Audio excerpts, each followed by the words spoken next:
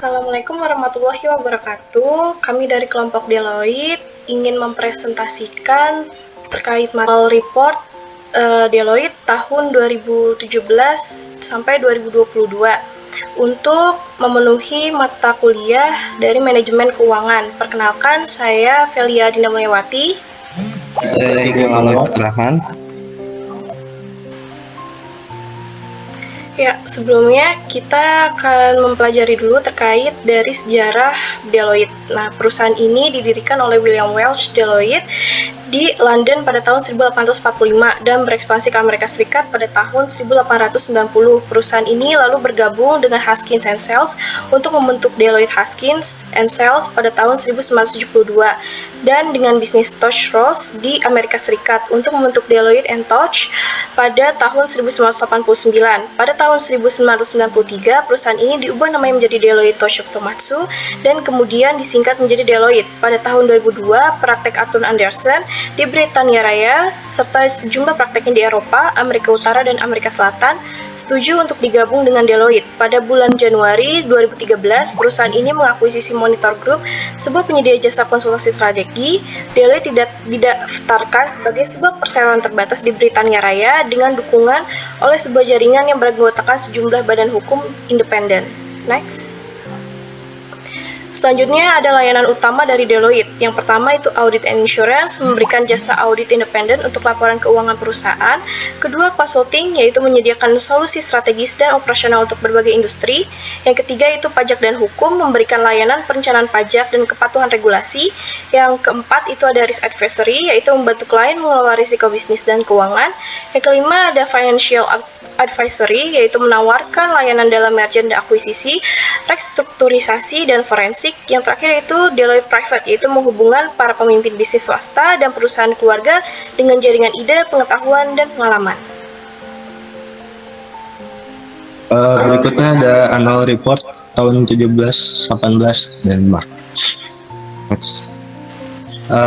Laporan tahunan Deloitte 2017 dan 18 yang diterbitkan oleh Deloitte Statutory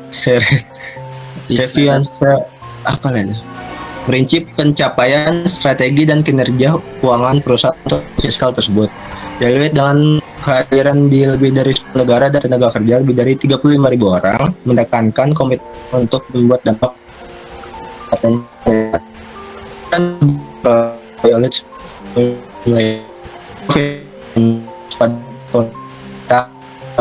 pasti CEO Anders dapat dong memastikan perubahan perusahaan kita terbatas dulu dan inklusi serta upaya Deloitte untuk menciptakan budaya pembelajaran dan tempat kerja yang tangkas. Berikutnya ada pendapatan untuk tahun keuangan 2017 dan 18 berjumlah DKK 3,429 juta yang merupakan pertumbuhan 11% dari pendapatan tahun sebelumnya sebesar DKK 3.091 juta. Laba untuk tahun keuangan 2017-2018 berjumlah DKK 87 juta yang merupakan DKK 1 juta lebih tinggi dibandingkan laba tahun sebelumnya. Berikut adalah cash flow statement untuk 2017 dan 18. Fokus Deloitte on diversity and inclusion. Fokus Deloitte pada keragaman dan inklusi telah secara signifikan meningkatkan budaya tempat kerja dan kepuasan karyawan mereka. Perusahaan telah menerapkan serangkaian inisiatif yang bertujuan untuk menciptakan lingkungan kerja yang lebih beragam dan inklusif, yang telah diterima dengan baik oleh karyawan. Inisiatif ini termasuk 1, 2, 3 Attract, Work Agility, dan Happy Parents, yang masing-masing dirancang untuk menarik dan mempertahankan talenta perempuan, menciptakan budaya kerja yang fleksibel, dan mendukung orang tua yang bekerja. Inisiatif 1, 2, 3 Track ini telah menunjukkan efek positif dengan mahasiswa bisnis perempuan menemukan Deloitte lebih menarik pada tahun 2018 dibandingkan dengan tahun 2017. Ini menunjukkan bahwa upaya Deloitte untuk melibatkan talenta perempuan melalui media sosial dan acara khusus perempuan efektif. Inisiatif Work Agility telah meningkatkan transparansi seputar opsi kerja fleksibel, memungkinkan karyawan untuk membeli hari libur tambahan dan mengambil cuti yang diperpanjang. Hal ini telah berkontribusi pada budaya kerja yang fleksibel, yang dihargai oleh karyawan karena memungkinkan mereka untuk menyeimbangkan kehidupan kerja dan pribadi dengan lebih baik. Inisiatif Happy Parents memberikan dukungan dan pembinaan bagi karyawan selama dan setelah cuti orang tua, bertujuan untuk mempertahankan talenta yang mungkin pergi karena tantangan keseimbangan kerja kehidupan. Umpan balik karyawan yang mencerminkan dampak positif dari inisiatif ini, dengan 89% responden setuju bahwa Deloitte adalah tempat kerja yang adil, inklusif, dan beragam. Komitmen perusahaan terhadap keragaman dan inklusi dipandang sebagai prioritas utama, berkontribusi pada budaya yang penuh hormat, adil, dan peduli yang menguntungkan semua.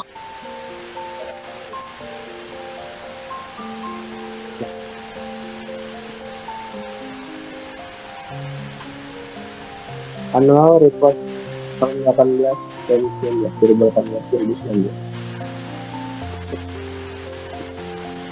Laporan tahunan 2018-2019 untuk Deloitte hari ini melaporkan pendapatan agregat perusahaan anggota sebesar 46,2 miliar dolar untuk tahun fiskal yang berakhir pada 21 Juni 2019. Ini merupakan peningkatan pendapatan sebesar 9,4% dalam mata uang lokal dan peningkatan sebesar US 3 miliar dolar dibandingkan tahun lalu. Deloitte Denmark yang disusun sesuai dengan Undang-Undang Laporan Keuangan Denmark menguraikan komitmen perusahaan terhadap keberlanjutan, pertumbuhan, dan inovasi. Laporan tersebut memiliki dampak Deloitte di berbagai sektor, termasuk transformasi digital industri pelayaran melalui pembentukan Digital Container Shipping Association atau DCS. Peran Deloitte dalam mendorong kolaborasi di antara perusahaan pelayaran besar untuk menstandarisasi proses dan meningkatkan efisiensi merupakan sorotan penting.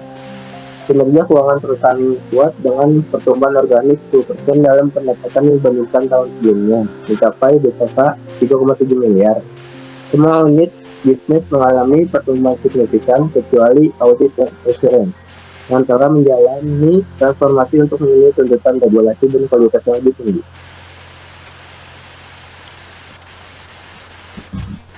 Berikutnya ada strategi, yaitu alignment to Sustainable Development Goals atau SDGs, investment in service and technology, quality as core value, transparency and trust, digital transformation, dan innovation.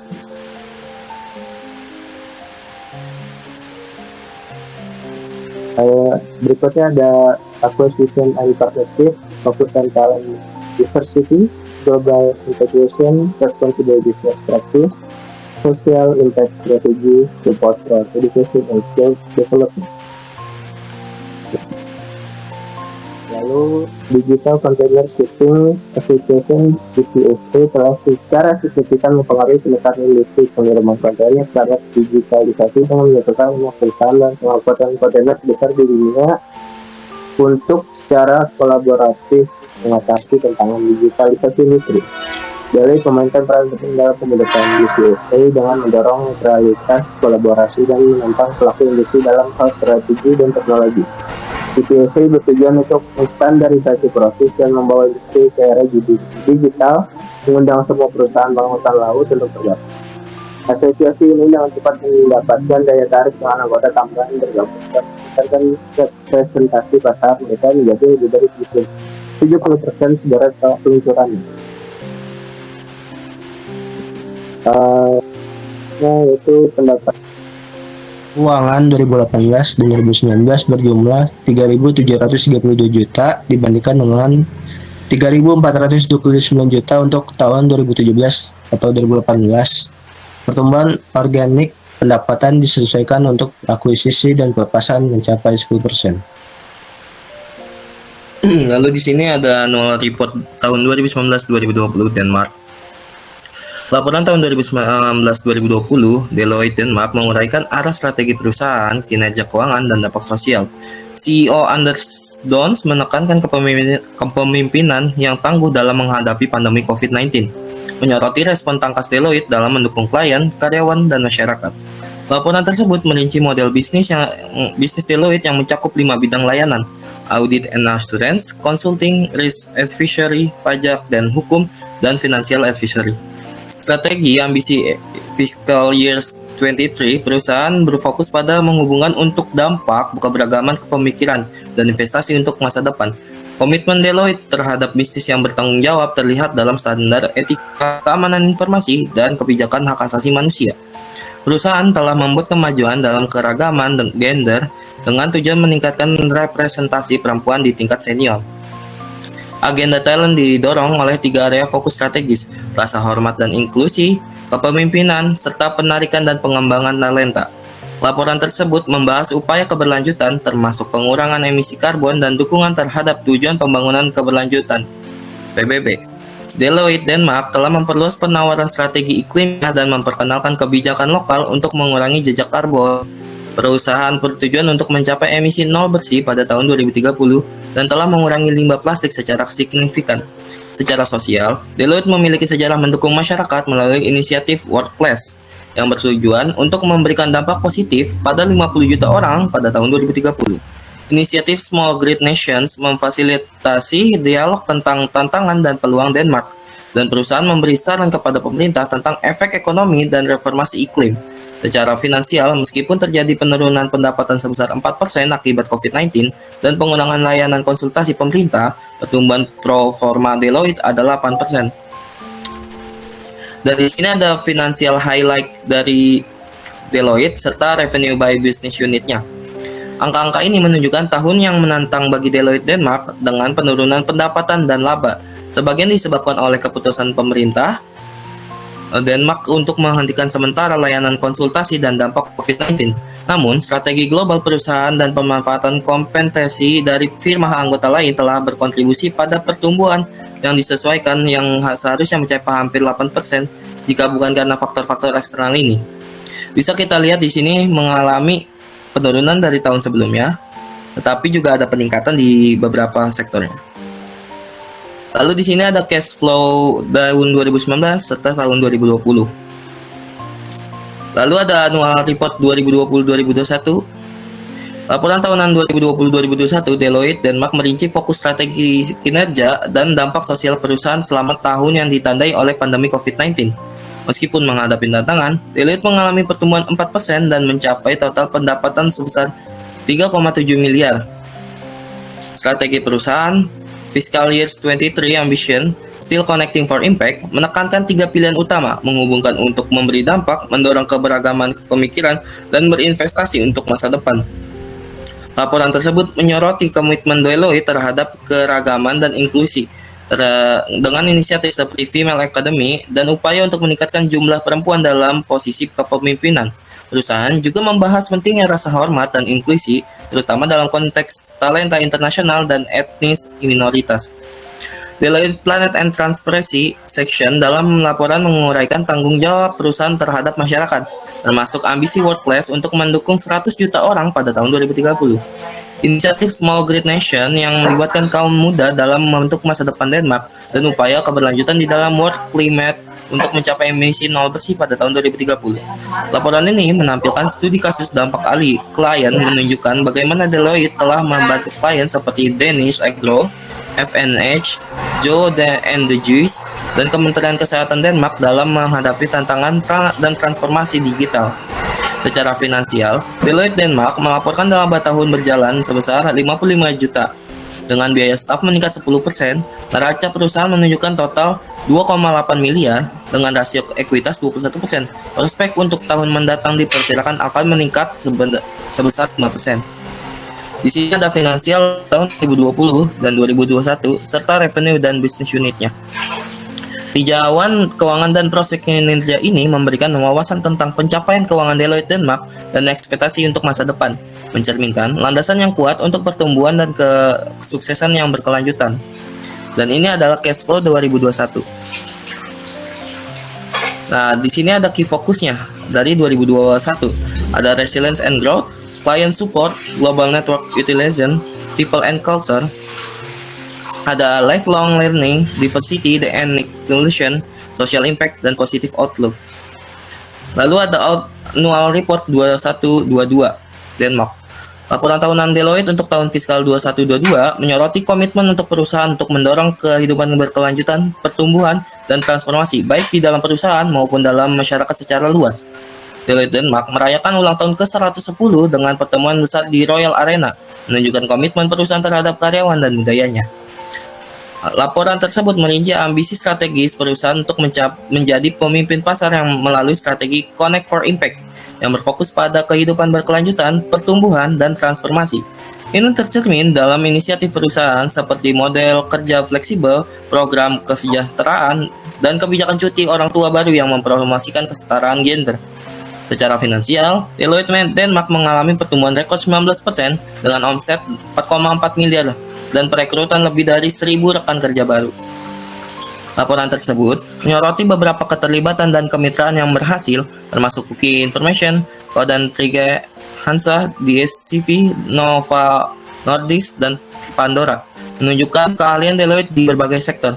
Komitmen perusahaan terhadap dampak sosial lebih lanjut ditunjukkan melalui inisiatif seperti Small Great Nation, World Class, dan kemitraan dengan organisasi seperti Rocklit Festival dan Human Practice Foundation. Pendekatan Deloitte terhadap keberlanjutan bersifat komprehensif, dengan fokus pada pengurangan emisi karbon, mempromosikan praktik bisnis berkelanjutan, dan mendidik karyawan tentang tanggung jawab lingkungan. Perusahaan telah menentukan tujuan pengurangan gas rumah kaca jangka pendek dan jangka panjang, selaras dengan perjanjian Paris, dan sedang bekerja untuk mencapai emisi nol bersih. Laporan tersebut juga membahas komitmen etis Deloitte, praktek keamanan informasi, dan respon perusahaan terhadap perang di Ukraina, termasuk keputusannya untuk keluar dari Rusia dan Belarus. Budaya etis perusahaan didukung oleh pelatihan berkelanjutan dan kebijakan tanpa toleransi terhadap perilaku tidak etis. Di sini ada financial highlight dari 2021-2022 Deloitte. Pendapatan Deloitte pada tahun ini meningkat menjadi 4.442 juta yang merupakan peningkatan 19% dari tahun sebelumnya. Labanya juga meningkat 64 juta yang merupakan 9 juta lebih tinggi daripada tahun sebelumnya. Beban eksternalnya meningkat 31% menjadi 1.245 juta, terutama karena karyawan kembali ke kantor pasca COVID-19 dan beban terkait seperti perjalanan, listrik, pelatihan, dan perlengkapan kantor. Di sini ada financial highlight dan revenue by business unit. Lalu ada cash flow dari 2021-2022. Ini mengalami peningkatan yang lumayan signifikan. Sekian dari kelompok Deloitte, kurang lebihnya mohon maaf. Terima kasih.